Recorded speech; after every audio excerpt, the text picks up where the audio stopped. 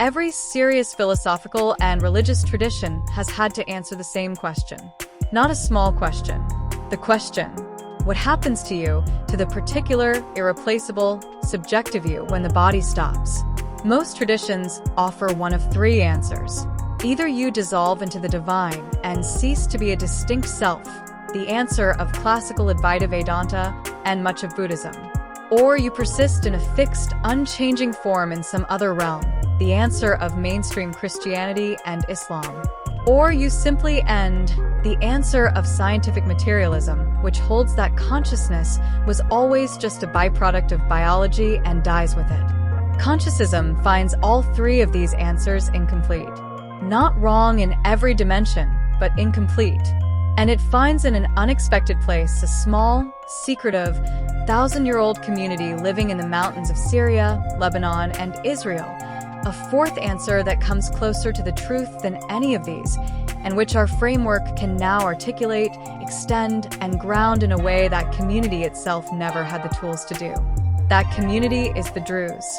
And what they have preserved, largely in secret for a millennium, is a vision of the soul that Consciousism recognizes as profoundly correct and profoundly incomplete in ways we can now address.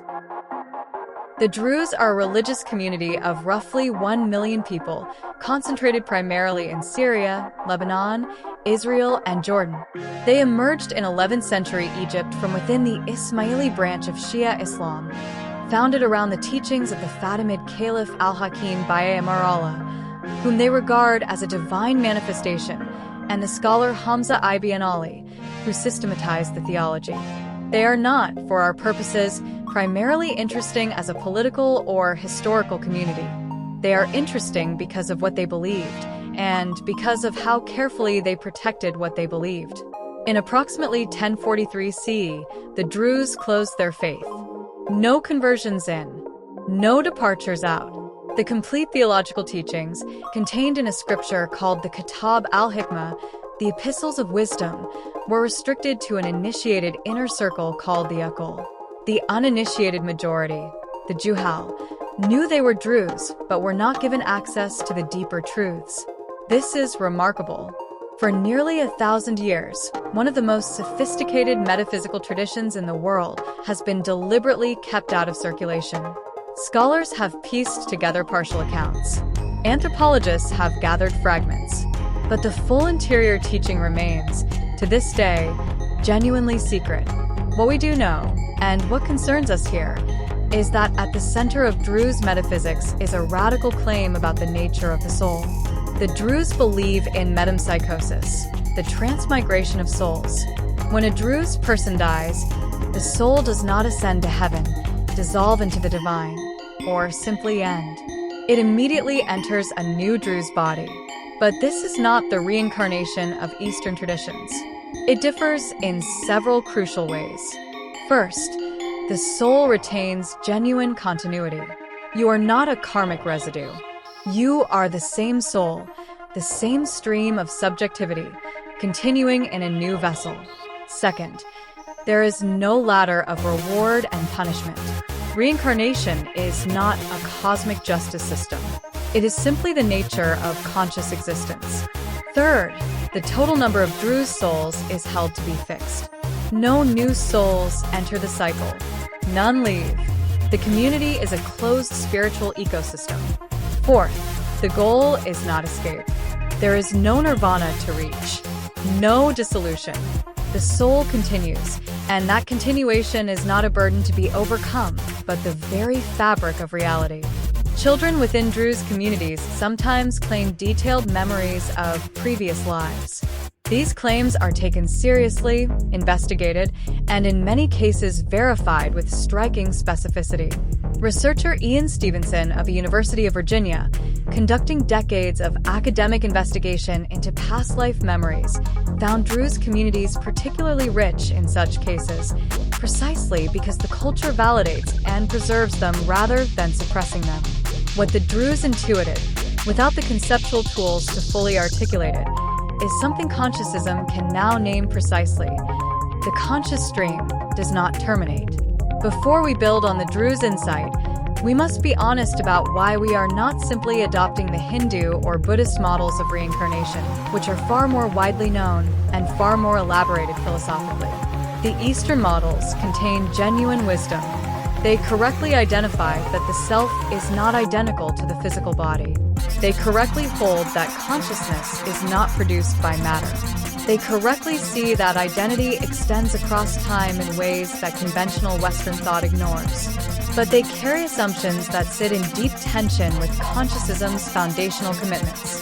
Classical Hindu reincarnation operates within a framework where the individual self, the Atman, is ultimately identical to the universal Brahman.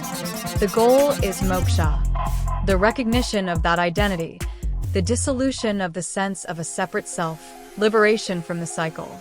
The self that reincarnates is, in the final analysis, illusory. What is real is the absolute alone. Buddhism goes further. It explicitly denies a persistent self. What reincarnates is not a soul, but a stream of causally connected mental events. No owner, no experiencer, no I. The goal is nirvana, the extinction of the flame of craving, the ending of the cycle, the peace of non-being. Consciousism has already staked out a clear position against this. Axiom 3 is non-negotiable.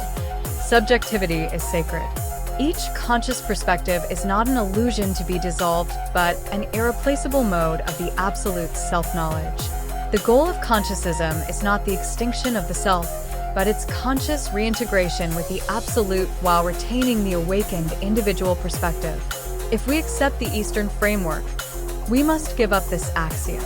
If we accept this axiom, we cannot fully embrace the Eastern framework. The Druze model, reincarnation without ego death as the goal, soul continuity without punishment ladders, persistence without the expectation of escape, is structurally compatible with Consciousism in a way the Eastern models simply are not. Let us now do the work of translation, showing how the Druze intuition maps onto Consciousism's existing framework and where that framework extends it. From Axiom 1, consciousness is primary.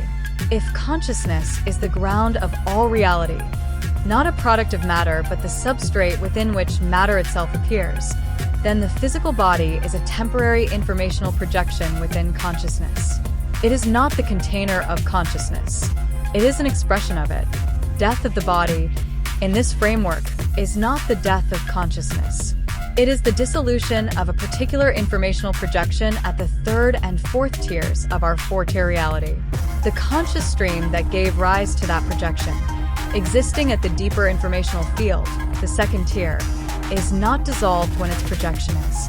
The stream precedes the projection. It continues after it. A useful image. Think of a dream. When a character in your dream ceases to exist, when you stop dreaming that scenario, the dreamer does not die. The dreamer wakes, or dreams differently. The body is Consciousism's dream character. The conscious stream is the dreamer. From Axiom 2, the absolute is real. The absolute consciousness is timeless and self-existent. Individual conscious streams are expressions of it, specific modes through which the absolute knows itself. These streams are not manufactured freshly at birth and discarded at death. They are real expressions of a timeless reality. What birth represents, in this model, is not the creation of a new soul but the reprojection of an existing conscious stream into a new temporal, physical context. The absolute does not generate and destroy its own expressions arbitrarily. A conscious stream, once real, is real in a way that persists. The Druze held this without the vocabulary to articulate it theoretically. What they called the fixed number of souls, we can now understand as the conserved set of conscious streams within the Absolute's informational field, not fixed by arbitrary decree, but stable expressions of an underlying reality that does not simply delete what it has genuinely expressed. From Axiom 3, subjectivity is sacred. This is where the philosophical stakes are clearest.